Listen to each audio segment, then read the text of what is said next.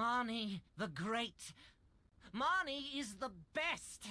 Hello and welcome to another Tim Allen 1337 patch update, where today we're going to be talking about Marni Stones, Ninja, and these incredible PvE changes. So let's start with Ninja. This is an excellent class that excels in 1v1 situations, flanking, and is a complex class with many combos. I recorded a little bit of me leveling it. Even without Awakening, there's a ton to learn here, especially with the cancels and the flows. This is a very combo-focused class with high mobility and lots of iframes. This is a tough class to catch, and their block jump ability allows them to completely disappear, then reappear on their enemy and allowing them to grab them immediately, making it a very hard move to counter. Their Awakening scaling is also superior, so if you have the idea of playing this class long term, don't be afraid to invest in it. You can definitely 2-skill somebody out of stealth at much higher APs with the Awakening. But we're gonna have to wait a couple weeks for that. I don't know very much about Ninja, and I certainly don't want to turn this into a Ninja guide. If this is the type of gameplay that you're looking for, you've been waiting for this class, congratulations, it's here. It's a great class. Go play it, have fun. Let's get to the rest of the patch. Alright, let's talk about Marni Stones. I'm obviously excited for these. We didn't have much assistance for leveling early on in this game, and now we have these beautiful things and channel bells. For those of you who don't know how these work, you buy a small or a large Marni Stone from the Marni vendors, shown here, and you go kill the mob that it's named for. A small Marni is 250 mobs, and a large Marni is 500. Once you buy these, there's nothing else you have to do besides be the appropriate level and be the one that actually gets the killing blow on a mob, so you can't be in a group and have somebody power level your Marni Stones. A message will come up when you fill a Marni Stone, and another will pop up when you're out of Marni Stones, so you can go turn them in and start a new batch. I knew this to be true, but I did want to show you guys. The small Marni Stone is worth more EXP per mob, but have to dedicate the inventory space for it. I did a rotation of Nagas and filled one up, so they go quickly. At level 59, the small Marni Stone was worth 0.097% experience. A large one was worth 0.182%. If you consider how many Marni Stones you're going to be using to level up a character, that may sound like a small amount of experience, but it certainly adds up. If you've got the inventory space, I suggest using the smaller Marni Stones.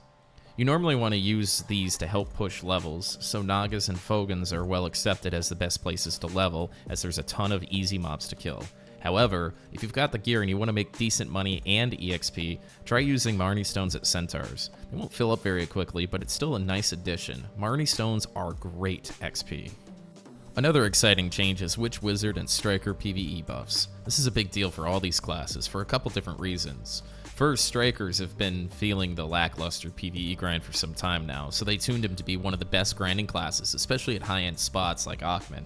Witch and Wizard is a little more complicated, as their problems were a little more unique, and they received some incredible PvP changes in this patch too.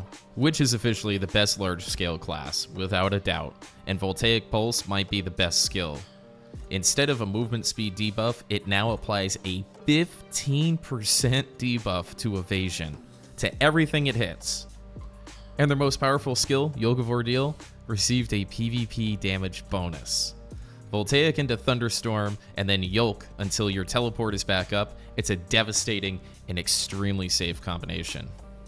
On the Wizard side of things, Chilling Wave is now good. Big damage increase and a quicker cast speed means that the frontal guard gets up in a meaningful amount of time. This is an excellent move now in PvE and PvP.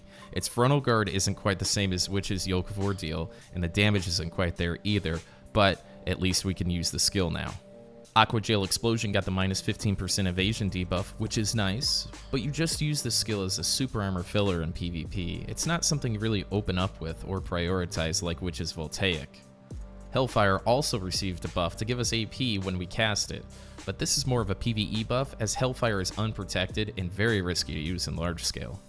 Striker took some big, nearly exclusive PvE buffs. Most notably was the fact that Skull Crusher has a 100% chance to crit in PvE only, but now it can also be used during Ferocious Assault. There's some added Awaken to Unawaken and vice versa key commands, along with added PvE crit and extra attacks to other moves. There's a lot of changes to Striker, so if you're a Striker, you really need to read through the patch notes carefully.